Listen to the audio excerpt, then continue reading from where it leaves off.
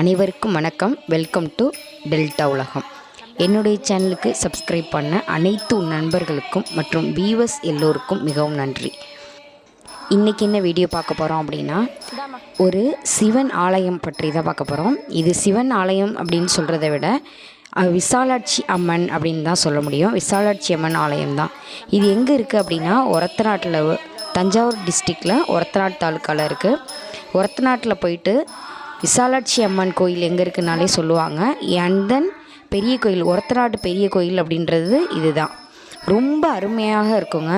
இது இப்போ ரீசெண்டாக ரொம்ப வருஷத்துக்கு அப்புறம் கும்பாபிஷேகம் பண்ணியிருக்காங்க. இப்போ பார்க்குறதுக்கே அவ்வளோ ஒரு அருமையாக இருக்குது.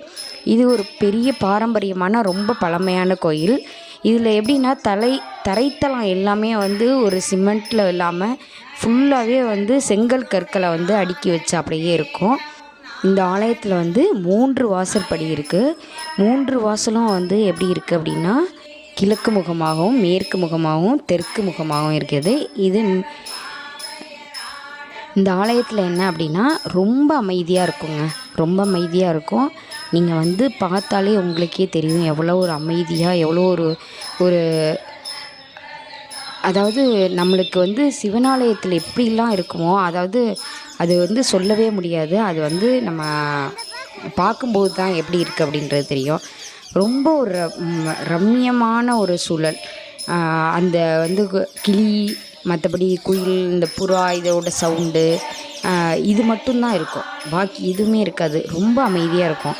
எனக்கு ரொம்ப பிடிச்சிருந்துச்சு. இதை பற்றி நம்ம என்றைக்காவது ஒரு நாள் இந்த வீடியோ போடணும்னு.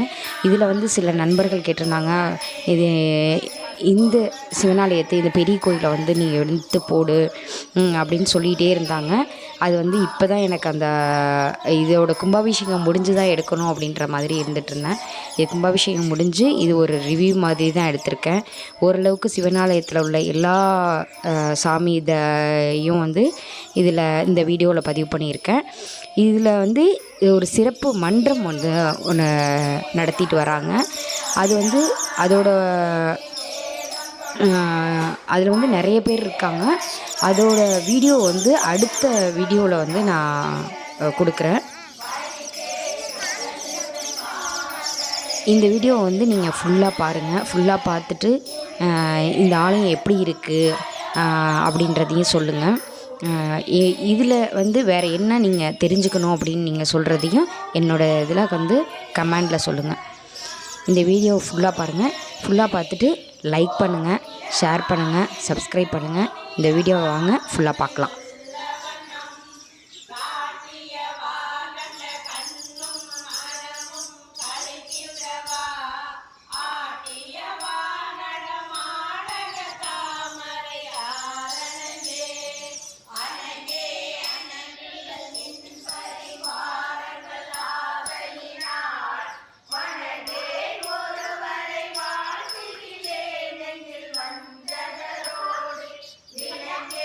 எனதும்